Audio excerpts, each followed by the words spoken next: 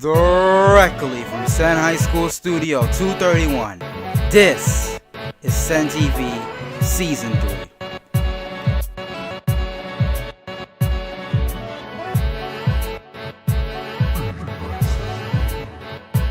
Starring Cassandra Cabrera, Cameron Fleener,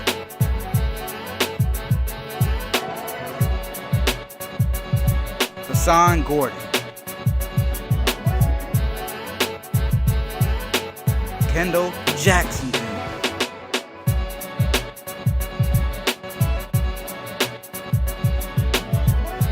Philip Johnson White, Bill Siddiqui, Paula Trejo, Kayla Williams, and featuring the members of our broadcast journalism wonders.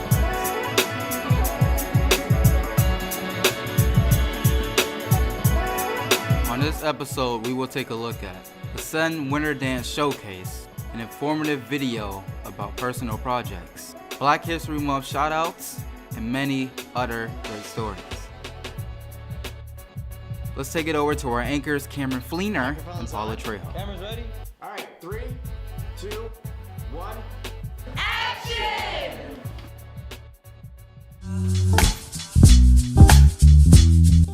Guess who's back? Back again. Senn TV's back. Tell a friend. I'm your anchor Paula Trejo, and I'm also your anchor Cameron Fleener. For our lead story, the Senn dancers hosted the Winter Dance Showcase, demonstrating their incredible talents. Kendall and I went on opening night.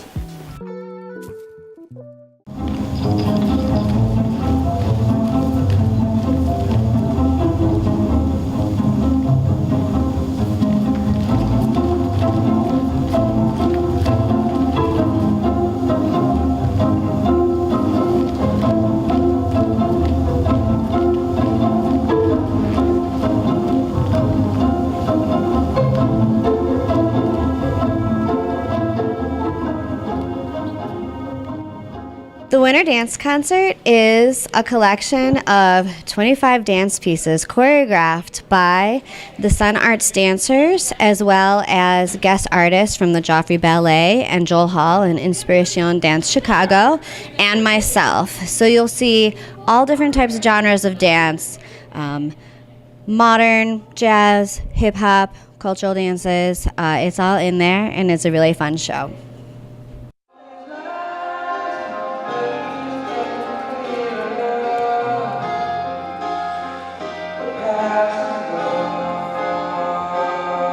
I think it's very important for students to come up with their own choreography because it lets them use their creativity, it lets them have their voice, it lets them show their own emotions, it's their outlet they otherwise might not get.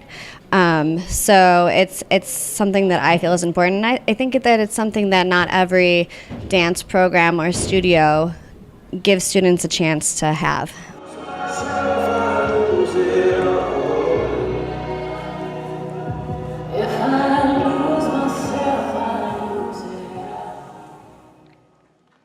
I am excited yet nervous and scared. We are Miss Hume's first class that she's had for 4 years. So we're gonna miss Miss Hume. We're gonna leave an imprint on the now freshmen, and we're going to create the legacy that we have created so far.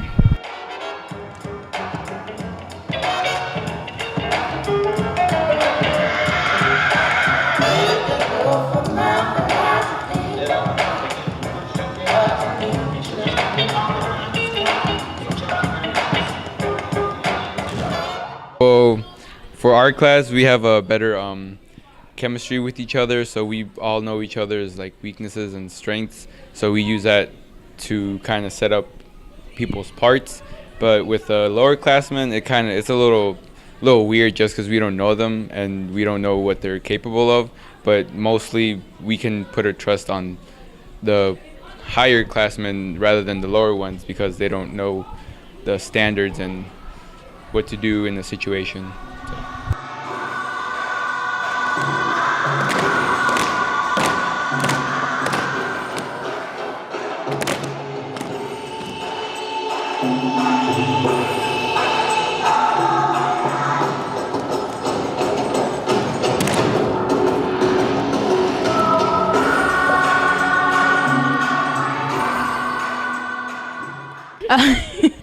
I just hope that what the chemistry that we have between the seniors ends up being the same way for the freshmen, because we know what to do, how to work with each other, sometimes without even talking to each other. We just know. We just look and we know what to do. We get it together right away. So I hope we can give that to the freshmen as well.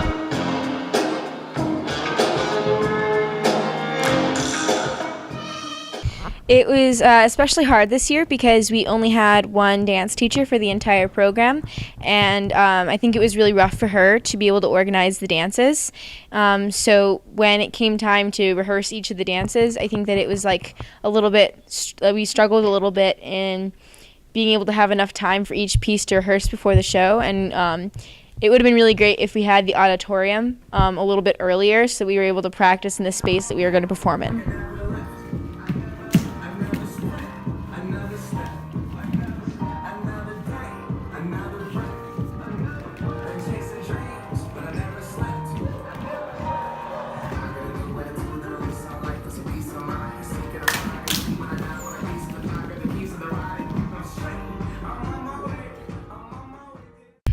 It was really challenging because when I'm learning a piece and there's like a lot of noise and students, it was really difficult for me to understand the movement, but I still got the movement, you know?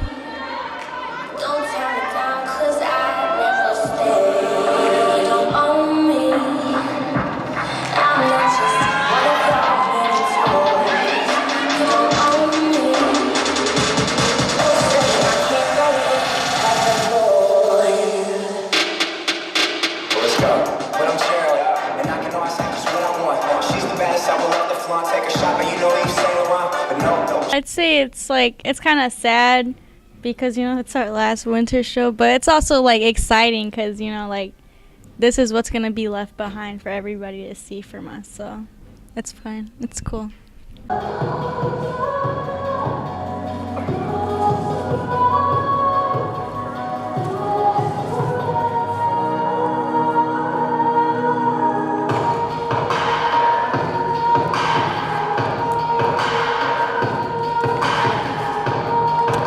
Is a time crunch to get this all done, especially since we have so many dances.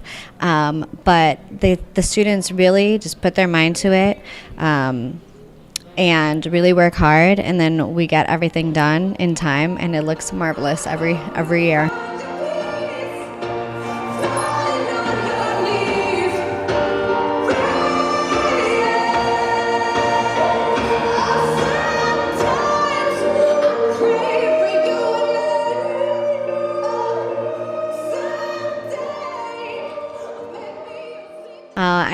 I think that it's very important for the seniors. I think that they'll have these memories forever. They've really done such a great job for the last 4 years in putting their own personal touches into every single dance that they've done, that they've choreographed, and I'm very proud of them.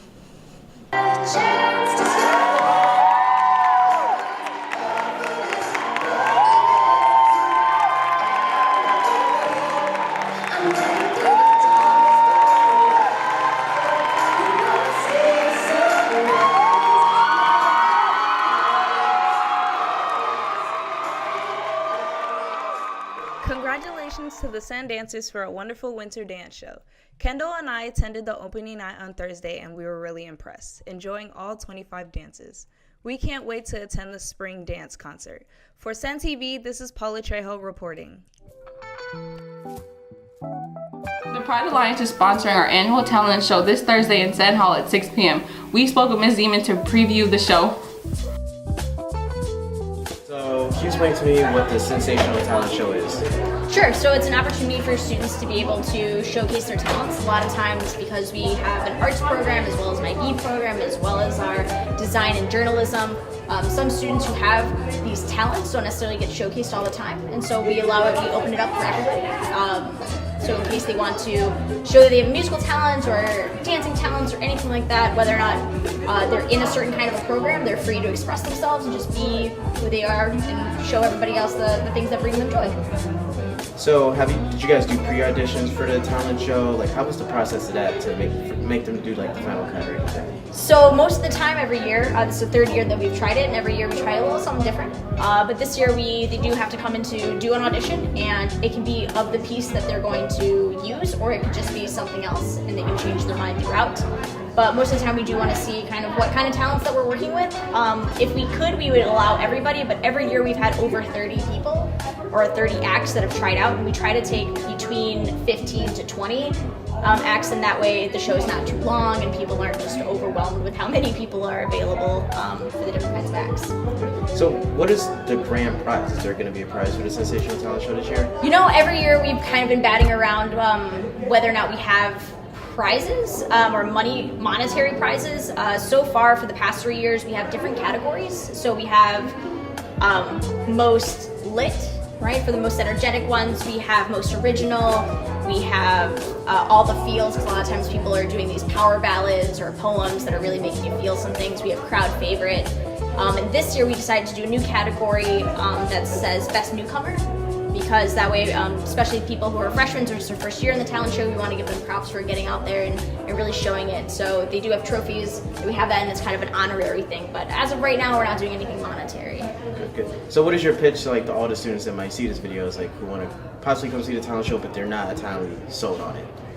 The biggest thing is that it's a lot of fun. There's a lot of different people that they wouldn't expect. I've had some students that I had in class and I did not know that they could belt out Adele like they do. And so a lot of times you can see and you're like, wow, I really didn't know that you could do that. We have some people who are going to be shredding on guitar, some people who are playing piano, amazing break dancers that we have, as well as just some really powerful voice vocals. 10th graders, have you been feeling stressed, tired, and maybe even a little mad? Well, I remember when I did the personal project and was in your shoes. I had advice from teachers that really helped me out. So it's your turn to get some advice, and the best luck to you all. Hey sophomores, I'm sure you guys are well aware of what's around the corner, but in case you guys have been living under a rock, of course I'm talking about personal projects. Personal projects are going to be due on February 21st, and I got my pal here, Philip, here. Just, how were you feeling around this time? So when I was a sophomore, when I was doing my personal project, it was about like cooking Somalian food, and I was misguided a lot because a lot of my advisors didn't know exactly how to help me. But I'm not gonna say it was a bad experience. It's a learning experience. I like doing it, and it was different from our regular schoolwork. So I think with advice, it will be a lot more like a smoother process to me. So yeah. So for those of you feeling misguided here, I put together a small little piece that'll hopefully help sophomores, not feel as discouraged. Let's take a look. In terms of advice for personal project, get an early start. Don't leave it till the last minute. And meet with your advisor. Your advisor is just there to help you do an awesome job and give you advice. I'll say a personal project, it's not that much of a big deal. It's not that stressful. You can do anything to nearly get away with it. I did a personal project on football analysts, and I still ended up passing sophomore year, going junior year, and all that. It's just, I feel like they just say it's scary, but personal project you do on anything, you probably do it on total or something, and still end up passing. So it's not that big of a deal. Don't have to be worried about it at all. My advice for freshmen about personal project is to do something that you want to do even without doing the personal project, something like a hobby of yours or something that even if it weren't school, you would want to do it on your own. Advice about personal projects, find something you love, start early, and work hard. Some advice that I would give to sophomores for their personal project is really communicate with your supervisor, and if you have any questions, ask them. If not, ask an outside teacher who may have some knowledge on what your topic is about. And in terms of your topic, pick something that you're actually interested in doing, not something that's really easy or really difficult. Pick something that you really want to do. Hey sophomores, just want to tell everybody to really put a lot of thought into this last part of the project, which is to write your project report. even if you struggle during the process, don't worry about it. Just make sure you document it well according to the criteria in that rubric. So look at the rubric, follow the advice of your support teacher in writing that project report, and then we'll look forward to seeing everybody's project during the showcase that we're going to have later in the spring. It should be a great event. Good luck, everyone. We now know that last Friday we didn't have school. We went around the building to see what the students and teachers thought. I think there is going to be a snow day tomorrow because, you know, if you watch TV, it literally says that it's going to snow today into tomorrow, the whole entire day, and I'm not going to come to school, so. Well, I have no other choice but to come to school because my mother is forcing me to be a successful woman in life, so I will be at school tomorrow. If there is. My dad's going to make me come to school either. So I most likely expect it to be a snow day, but not really. But if it does snow, I wouldn't really care because I know it's Chicago. Hopefully not. I hope there's not school tomorrow. I want there to be snow tomorrow. I believe there will not be school tomorrow because there's a snow day and God gonna give us that snow. Yeah, it's gonna snow tomorrow. I'm gonna be 100. I don't wanna be here tomorrow. It's gonna snow. A blizzard. No school tomorrow. School closed tomorrow. Nobody come to school. Don't nobody come to school tomorrow. It's going to be closed. Alright, yes, there's finna be a snowstorm tomorrow because the news said it. And I hope we don't have school because I want to. I think there will be a snowstorm. I can't remember the last year Chicago didn't have a blizzard. And I'm kind of hoping we do have school because I'd rather have school now and not in June. February is Black History Month, and we went to the lunchroom to see what influential black figures the kids of Senn look up to. I look up to Odell Beckham Jr. because, you know, he's the GOAT, you know, like, he's on his way to be the GOAT, so, you know, I look up to him. I want to be like him, you know, like, the fame, like, all that stuff, the skills. I can already make one-handed catches, you know, check out my football mixtape, you know. It's on Facebook everywhere, yeah, but I want to be like him. I look up to Oprah because she went through some hard times when she was younger as a child, and like right now, as she is now, she's like stronger and she's encouraging young black women, little girls and boys to like be free for who they are and what color they are, what race they are, yeah. I like Jackie Robinson because he was the first one to play baseball and he didn't give up, and baseball is like my third favorite sport. So right now a current woman that I'm looking up to is Michelle Obama, because not only what she does for women in general but just young women and women of different racial backgrounds, kind of giving them an opportunity to show them that, hey, it's not just men out here in the world, but you know, we can do anything that they do and even past that.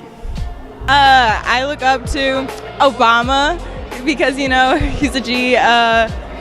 He was the first black president, which is pretty cool because, you know, like I'm a fourth, like, African American, so it's just cool seeing someone like that. I would be Artha Kitt. She is a musician and she sung Santa Baby and many other songs. And I like her because she's just so real and her songs are powerful. It's from real experiences and from the era that she's at. For her to even be looked up to and her music to be even heard was a big thing. Currently, I've been following Will Smith. Will Smith is one of the hardest working men actors in his craft. But not only that, his mind and the way he thinks about things is incredible to me. He's always very positive. He lives to enjoy his life. And I think that that's really important for us as African Americans, especially. In honor of Black History Month, I am celebrating Prince, the icon, the Minnesota icon, the worldwide icon Prince.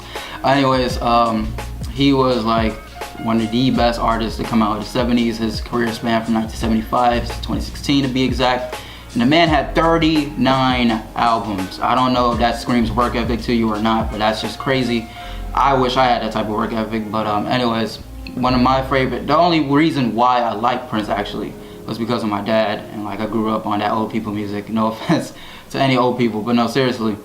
One of my favorite songs from one of my favorite albums of his was When Doves Cry from the Purple Rain album, not the soundtrack, the album itself. And I think one of the things that makes Prince so interesting was like he was like ahead of his time in terms of like the figure that he was, and like bringing like black people into a much larger spotlight. Like there were of course black performers, but like the way his like performances were like so ahead of the time. I think that was just like the most important thing about him, as well as I mean, like he's from Minnesota, that's where my brother's at, so like I gotta rep Minnesota kind of. But anyways, in terms of like how Prince impacted me in terms of my own music, I use like some of the way his stylistic choices, I use some of that in my own music, and not the sexual things in his songs because that's way too much. But anyways, it's not 50 Shades of Grey. But yeah, Prince is pretty cool to me, and that was my choice. So yeah. If we're being perfectly honest, I don't know much about Neil deGrasse Tyson as a person. I've only seen a few interviews about him here and there, but something that he said really left an impression on me. He said, "I realized that one of the last stereotypes that prevailed among people who carry stereotypes is that sort of black people are somehow dumb." Although he chooses not to speak in interviews that strictly focus on his race nowadays, I feel like for me, he's an especially important figure in the African American community. Because for all those young African American boys and girls who feel like they'll never be as intelligent as whatever white figure they idolize, he represents that you can be just as smart as whatever you set your mind to, and that you don't have any limitations other than the ones that you set upon yourself. Let's turn it over to Philip Johnson White for sports. My name is Philip Johnson White, no lie, and today I'm going to let these sports facts fly. So welcome back to my segment. Let's start with the boys varsity basketball team, who have been on a roll as of late. One game last month against ABHS 156, the next game versus Disney 82-62, and finally they won against Rickover 80-54. Like that wasn't really a challenge, come on now. The overall record is 9-5 and they are now 7-2 in conference. There will not be a second game to be played against them, as that game was the first round of the playoffs. Seeing how we won the Blue North Conference, I wouldn't have been past the team to go all the way to season. Major props to Coach Walsh for changing the team and making them better each year. Also because I don't show love to the JV team, who are at a record of 8-5, recently won their game versus Disney 49-36. The irony. The Senn track team was represented well at the indoor Super Bowl invite. Peep the photo posted by Miss Ferris on her Twitter on my right. The boys soccer team will be holding an indoor soccer clinic February 24th at 9 a.m. and that will be getting them prepared for the next year in soccer. The boys swim season finished Friday. We were 2-2 and placed third in our conference. Ignacio Rincon qualified for the city champions in 100 and 200 US freestyle. And alright, that's all the time I have for today. Till next time in the galaxy far, far away, I will catch you all later. That's all the time we have for today, Senn. Until next time, toots magoots.